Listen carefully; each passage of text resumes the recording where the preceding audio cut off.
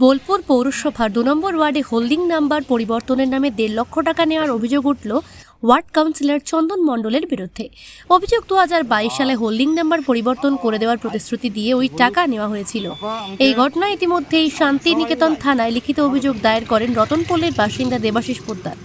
অভিযোগকারী পরিবারের দাবি, ২০২২ সালে যখন আমাদের পঞ্চায়েত থেকে যখন পৌরসভা নির্বাচন ফার্স্ট হয় এবছর, তখনকার সময়ে একটা ঘটনা যেটা অতীত হয়ে গেছে, যেটা হচ্ছে হোল্ডিং নাম্বার। তখন আমার তো পঞ্চায়েতের হোল্ডিং নাম্বার ছিল।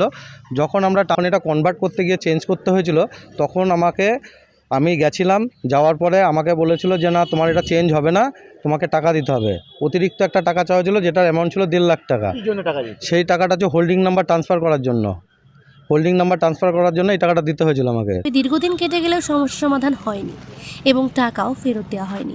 দেবাশিস পোদ্দারের পরিবার জানায়, আমার বউ অন্তঃসত্ত্বা ছিল। আমরা দুজনেই হচ্ছে প্রতিবন্ধী মানুষ। আমার বউ অন্ধ, আমি পায়ে হ্যান্ডিক্যাপ।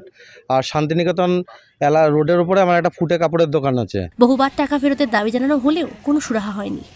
ঘটনায় তৃণমূল নেতা তথা ওয়ার্ড কাউন্সিলর চন্দন মণ্ডলের বিরুদ্ধে টাকা ফেরতের দাবির অভিযোগ দায়ের করা হয়েছে। ঘটনাকে কেন্দ্র করে এলাকায় রাজনৈতিক চাঞ্চল্য ছড়িয়েছে।